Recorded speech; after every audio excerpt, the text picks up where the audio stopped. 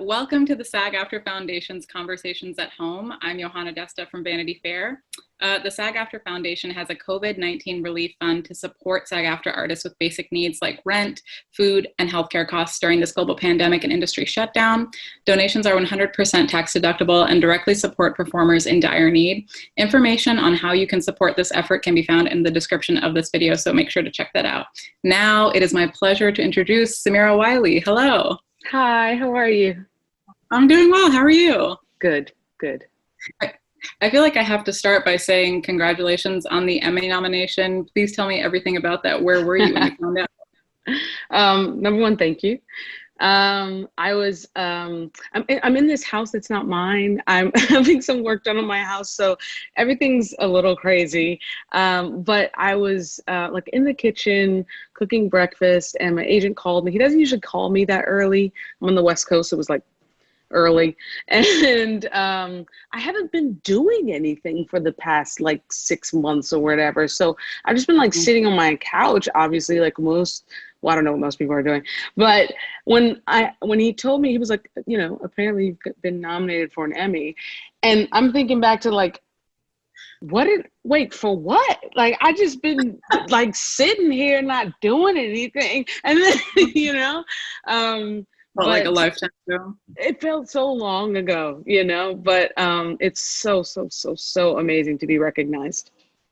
Yeah, I mean, I know we are in these surreal times, but did you find a way or moment to celebrate it? Not really. I mean, like no, not really. Because also all the like places, like, because I love food, you know? So like I would want to like go to like my favorite restaurant or something, and that's not available. But then also I was like, well, wait, maybe I could just go pick it up. But like I'm in a neighborhood that I don't know. So no, not really. having the nomination is enough, I guess. It's just like in that moment. Well, I mean, I want to dive into talking about the show. I will try not to be too spoilery for folks who haven't seen it, but feel free to spoil if you want to, because it's your character. But you know, this is the third season. I'm curious for you, prep-wise, when you're getting ready to go back into this headspace, what are some of the sort of rituals that you do? Like, do you have acting exercises? Do you have like wardrobe or props that you tap into? You know, what are the rituals you do? You know, I wish I did have like some super thought out ritual. I could just like pick up my book and be like, well, number one. But you know, I do think a lot of it has to do with costume though. There's something very specific about the look of the Handmaid's Tale. And so when I get back to work, I think maybe that probably is a big thing of it. And having played, you know, a character for this long, for this many years, there is a little bit of like muscle memory to it. And having the same writers for this many years, you just start to speak the words, and I kind of just fall right back into her. There's not a lot of characters like that, but I feel like Moira is one of them that feels pretty close to me. So I'm lucky in that way. Yeah. Was that something that you had to develop over time, or did you feel that sort of instantly when you first started playing her back in season 1? For me, I felt that instantly with Moira. There's certain characters, and interestingly enough, I feel like I felt that with Poussey as well. Kind of the, you know, from Orange is the New Black, the two characters that I feel like people most know me for are something that just, they both feel kind of close to who Samira, the essence of who Samira is, or different parts of me. So I felt that pretty much from the beginning. Well, since we have, you know, actors who are mainly going to be watching this, I am curious, when you experience that with a character, does it make the role more thrilling, or is it a little more terrifying because there's obviously something that is connecting on a deeper level? You know, wow, there's so many different things about, I think it's so many juicy things about being able to play all different types of characters and learn about what it's like to play a character that's close to me. I think it's, you know, in picking up on what you just said about it being scary a little bit, I think I have learned things about myself in playing Moira that I didn't know before. It's kind of like opening a door to like a dark place that you didn't know existed before. But there's something really exciting about that, and being able to learn things about yourself. And then once you learn that thing, realizing that like, oh, that is a tool that I have that I can bring to this, or that I know that I have now. so that I can bring it to other characters that I may play in the future. Yeah, it's sort of like deepening the toolbox, just like in general for the art. Yeah. That's so interesting. One thing I am also curious about too is, this is the third season. You've gone through such a transformation with this character. When you were going into this season, what were some scenes, or what was a scene maybe that you were most excited to tackle because it was so different from everything else? For me, it would be the scene with, a couple scenes come to mind. There's a scene with Alexis Bledel, Emily in the coffee shop. And sorry, not in the coffee shop, in the, we get arrested, and it's in the prison. And there, Moira has not had another handmaid who is in her world in Canada before. There is something that you cannot explain to someone that has not gone through the same trauma that you have. It's something really unspeakable, the kinds of things that they went through in Gilead. So to be able to have someone with that shared trauma, someone who you don't have to have a long conversation with to know that you're on the same page.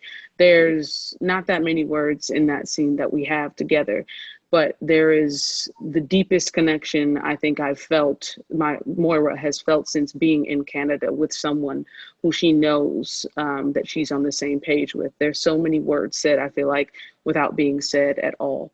There's like this, this moment we just kind of sit back to back and breathe. And that moment I feel like is so powerful. And another scene that I just love so much would be the scene with Serena Joy, where, I don't really have that too many scenes with Yvonne. So it was kind of like this duality on set of being like, oh my God, Yvonne, like we get to act together. But then also, Moira has been wanting to say these things to her forever. There's the words gender traitor that have been used in the show to describe people who are same gender loving, and that has been used as an insult. And Moira finally gets to use those words against Serena herself, because you are literally, using all of your power against your own self-interests, and you actually are the gender traitor. That was a really juicy scene for me to be able to to say those words to her. Yeah, and just like as a viewer, it's great to watch that scene too, because so many things that haven't been able to be said before are finally being said. But I am curious, because you kind of presented a really interesting duality in that answer. So much of the show, so many of the most trenchant scenes are just characters looking at each other or looking at things, and you're just feeling the emotion based off that, versus like scenes where there's some really cutting dialogue and they are saying things that you can't believe that you get to hear. Does that require a different energy when you have days where you're like, okay, I know this is going to be a day where I'm not saying a lot, but I'm going to have to emote a lot, or this is a day where I'm going to have to get out these lines? Like, does that require a different energy? Yes, for me, it does. Gosh, the Handmaid's Tale, I feel like the places that we go emotionally, the places that we are required to go require so much of me. And I think I've had to sort of develop a technique for myself so that I can honestly keep myself safe and keep myself sane.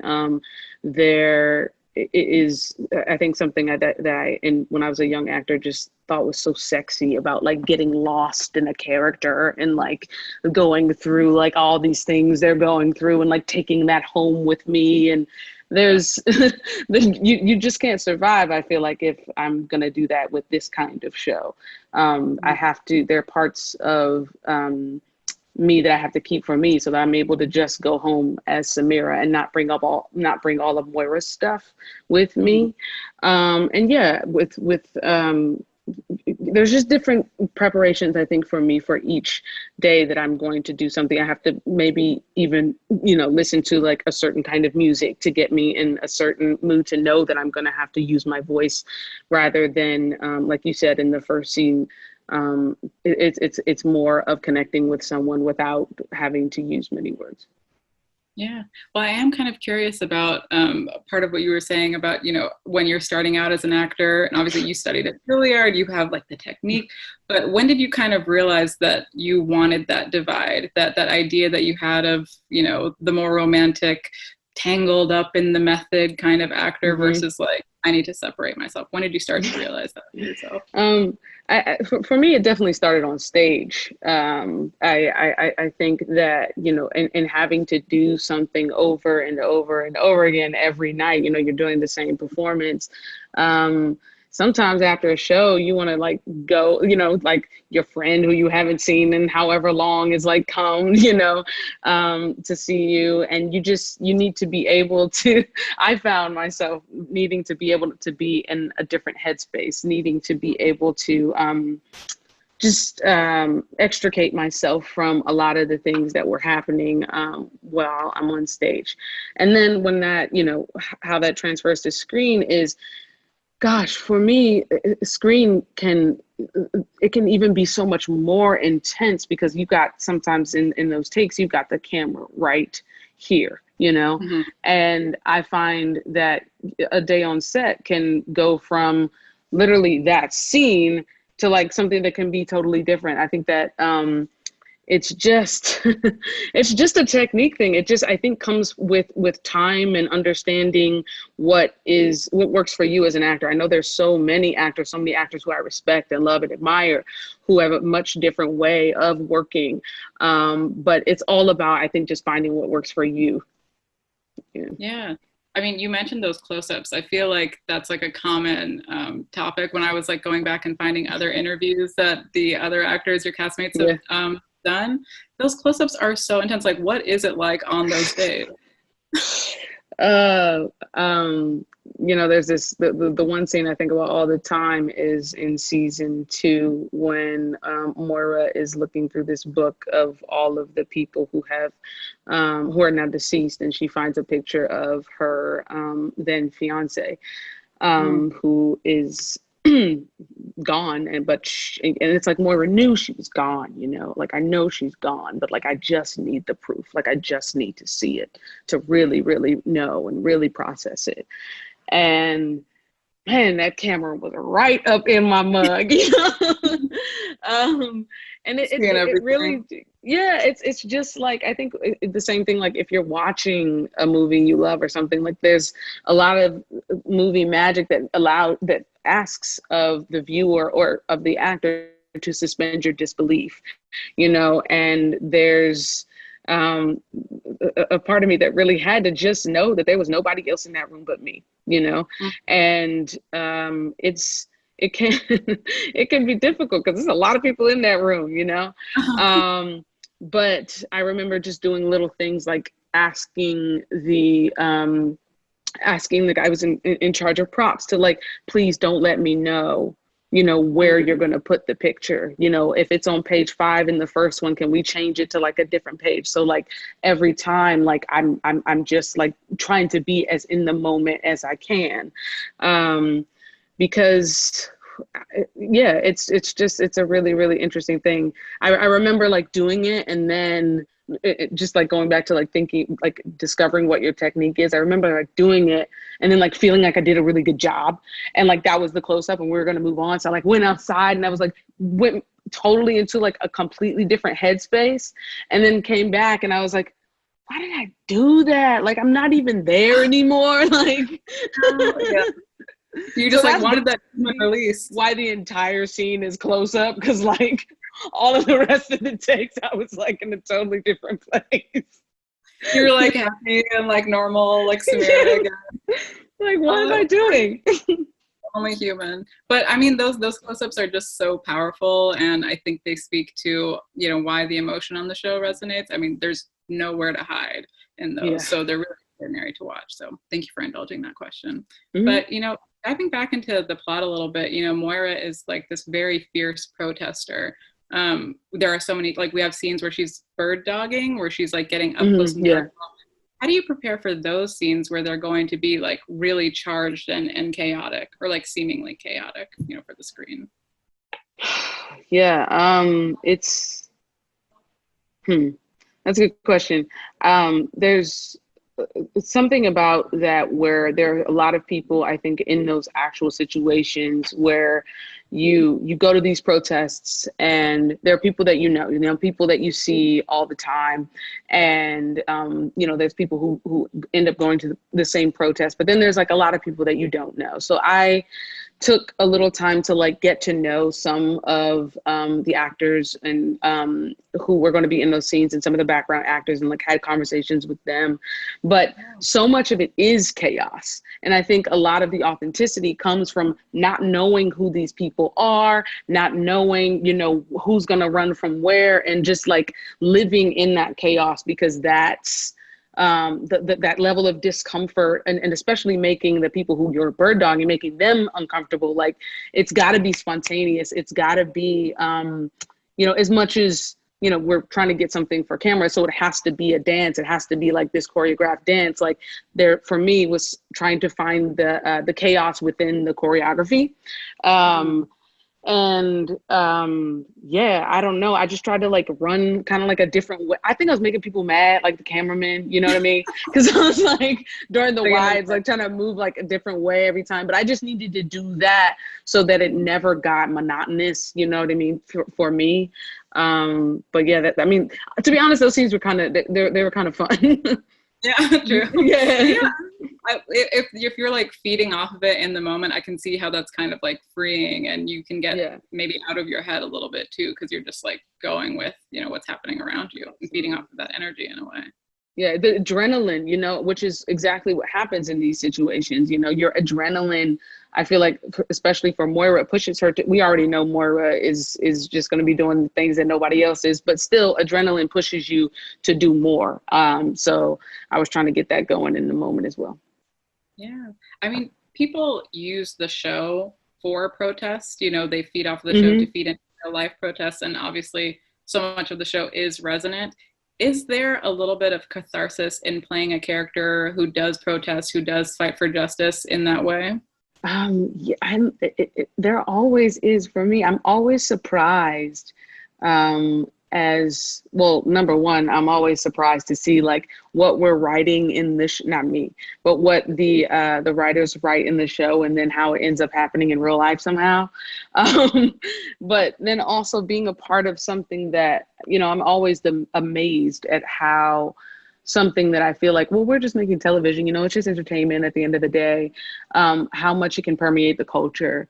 And, you're seeing images from protests in Washington where people have on Handmaids costumes, and you see how, what you're doing, it can extend to like what's actually happening in your own world. And it is really, what's the word I'm looking for? It's like this deep sense of like feeling like I'm connected to the world, and much more than like I'm making just a TV show, but that like somehow we're involved in like eliciting real change in our world. And it's very humbling. Yeah. I mean, it helps people. It has become a tool in a lot of ways. It's bittersweet is not even the word, like the fact that it is so resonant to our times, and that it does feel so close to the surface and so real. But no, I think it's also provided catharsis for a lot of people. But yeah, just sort of switching gears a little bit, you mentioned, the writers and the extraordinary work that they do. One thing I'm curious about for you is you have been playing this character for 3 seasons now. When you get a script or when you get a note, do you feel like going to them, because you're the protector of this character, do you ever go to them and say, I'm not sure if Moira would say this or do this? Like, do you ever get those moments of back and forth maybe with the writers or producers?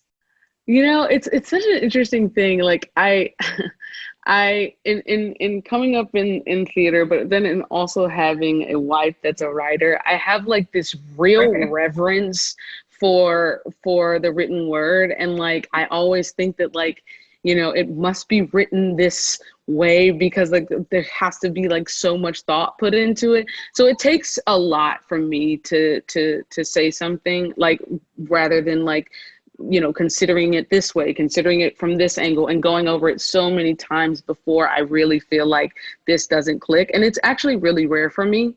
to have those kinds of conversations. I'm not sure if it's just that I've happened to work with really talented writers who I feel like we're having a collaboration even without having real conversations, just by like, I'm sure them watching dailies or whatever, like being able to have that conversation in that way. But I don't really have too many conversations like that. And I've been very fortunate to be able to have that, but I always in the back of my head feel like, if this was my wife, like what would she say? If like, so, you know, like, would she not think like, do you know how long I pondered over this, you know? It's like, no, I've seen like the work that goes into crafting the story. That's what I mean. And it is, you know, such a great show, and the writing is so extraordinary that it is really wonderful that you don't feel that pull where you're just like, I have to say something, you know, or everything like is. Yeah. Or I guess like maybe like sometimes I would try to get like 2 different ways in to make sure that we have on camera the way that it was written, the way that the author intended, right? And then to make sure like we have that, make sure that they had that footage. But then like if I feel really strongly about something, then maybe get like 1 take of another way that I feel. But again, that's rare. Oh, okay, that's really interesting. One thing I want to touch on too now is, you know, you mentioned, you know, working with Alexis earlier. You share quite a few scenes with her, and as you said, there's like a different level of connection with your characters. She plays Emily. Talk to me about how you approach those scenes and what it was like working with Alexis to create those moments, because your characters are connected by something deeper, and there's almost like this level of buoyancy sometimes that I see from Moira when she's in moments with Emily. Yeah, I think that there is something to silence between Moira and Emily. There is, I think, a lot said in those silences. There is obviously what I talked about earlier about the shared trauma, but then there's also, you know, they're both queer women, and she's just never had anyone who for years now that like shares this kind of experience with her.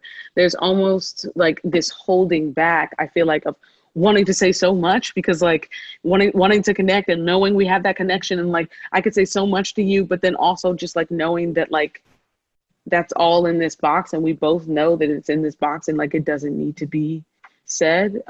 There's this like level of comfort in the just this unspoken connection there. Even right now, like I feel like my breathing has changed even in just talking about her. Just right now, just in thinking about the character of Emily, she is someone who I know is not going to harm me. It's like Moira, from any point, any angle, she's been through situations where she thought she was safe and she wasn't, you know, and where most relationships with men have not turned out well. And then she's living in Canada, where the women living here don't know, they've seen it on TV, but they don't know at all what this is like. So it's like almost like this anxiety of wanting to let these people know that like this is real what happened to me, and like validate myself and like validate my experience, but that anxiety completely goes away because there's no having to prove that this was real with Emily.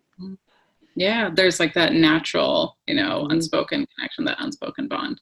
And then just piggybacking off of that a little bit, I know you've said that in past interviews that working on the first season, like the scenes that you had with Elizabeth Moss really helped you find your way into the character. And I was wondering if you could talk a little bit more about that and the connection between those two roles. I miss Lizzie. I mean, like for 2 seasons, I'm just like trying to get back to Lizzie. I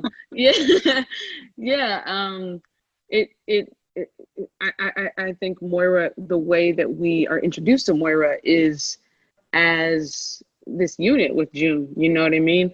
Like she does not exist without June. Their friendship and her her even just like, you know, when we see her in first season having to, after she gets separated from June on like this train platform, and she's ends up at this whorehouse. The thing I always think that the reason that Moira is still alive is because June is out there. You know what I mean? Knowing that like she has to survive for June. Because like, what if June gets here and I'm not here? Like, what if June makes it here and like I didn't do my best to survive, so like she won't have a friend? And literally like every scene that I did, like she's kind of like the heartbeat that's like driving my like drive even to like survive, you know, in this world, and driving me, you know, at the end of season 1 to go ahead and make it to Canada, because I don't feel like I'm just doing it for me. I feel like I'm doing it for me and for June, and therefore for all of the other handmaids. But yeah, I mean, like there can be no Moira without June. And being able to have Lizzie help me, I feel like, create this character in season 1, it was such a gift to be able to have such an amazing scene partner. I feel like being able to have someone that's so dedicated to her craft share the screen with me only made me better, you know? Yeah. I feel like I've also heard some of your castmates talk about, you know, her as a producer. I almost said Lizzie, but I'm not allowed to call her that. What is it like working with her as a producer? You know, what kind of feedback does she give you? What is her eye like? Dude, she's like the best. Like, honestly, like I'm just like, I've never worked with someone who in every role, and her being, you know, the lead actress on the show, but and also her being the executive producer on the show, she takes her jobs, both of them, very, very seriously. She is like such a natural leader. And I think she takes that, she takes it on willingly. And I think she takes pride in being that. You're able to talk to Lizzie about anything. You know, honestly, probably, you know, we were talking about before about changing a line. Like, I would definitely go to Lizzie before I went to a writer to like make sure we were on the same page. You know what I mean? Like, am I crazy? Like, can you look at this? She makes it known that she's available to you, you know, for any kind of conversation that you want to have. I would probably by default go to Lizzie first. I'm thinking about it now and I'm like, wow, everybody probably feels this way. I wonder like how many phone calls Lizzie gets a day. Because she makes herself, she's so approachable, and like she's my friend, but also she's someone who, I mean, there's lots of people who are my friend who I don't, you know, really respect their artistic opinion, and she's both of those things. So I go to Lizzie for pretty much anything when it comes to this show. Wow, that's such a gift to be able to have that person in dual capacities. But switching gears just a little bit, you share a lot of scenes too with OT, who plays Luke, and there's like a different dynamic there. And I know in past interviews you said you two are like bickering siblings between scenes. Like, what is it like working with him?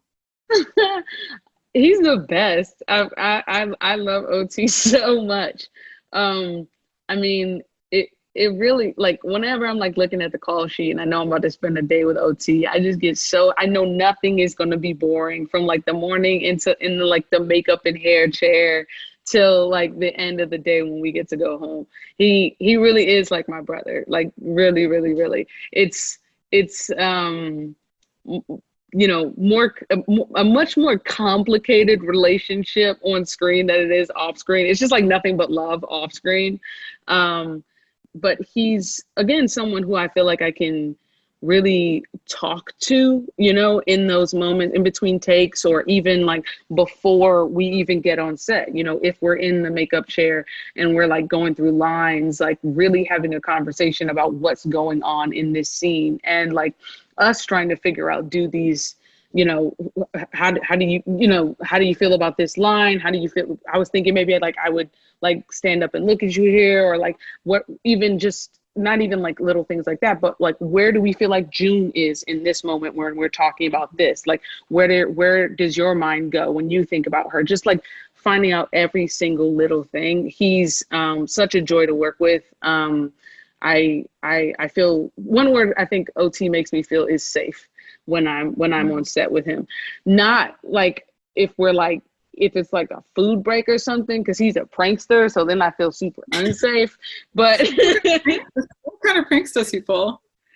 oh my gosh, who knows what OT is gonna do? He's just like, I mean, he just loves to have a laugh. Like I never know like if we're being serious or like he can be like telling me some story that like I'm like my heart is like so in it, and I'm like, oh my God, and what happened to that person? And then like it's just like all a joke, and he makes every day on set fun, because on set it can be pretty long hours, but it seems to pretty fly by if I'm on there with OT. Yeah, that must be like a nice energy, and feeling safe with the co-star, especially on a show like this, I imagine is like completely invaluable. Absolutely. Yeah, just to zoom out a little bit, I know season 4 is coming. You can't say anything. I'm not going to try to get spoilers. But do you know what's going to happen? Have you heard of plots? Do you have scripts? Like, do you know what's going to happen next season yet? Yes, and maybe. Basically yes. And oh gosh, I'm so excited, and I just can't wait to like get back and give you guys this next season, because one thing that I feel like The Handmaid's Tale has done over and over again with each new season is shown its ability to amp it up a bit, and like people I think are so on the edge of their seat during these seasons, which I'm so proud of. The quality of writing, the quality of the acting, and the cinematography in our show that I feel like is really, really excellent. And I just feel like people are with every season like, oh my gosh, this season was better than the last. And I know that that's how I feel about what I've seen from season 4. So I'm excited about it. Yeah, I mean, I'm among the millions of people who's excited for season 4 as well. So you should be. I think we're going to deliver for sure, honestly. Yeah, I mean, excited and scared as always with the show. Feelings. All right. Well, thank you so much for joining. On behalf of the SAG-AFTRA Foundation, we want to thank you for joining us, everyone who's watching. And Samira, we want to thank you for sharing your experiences, process, and craft with your fellow performing artists. So thank you so much. Thank you.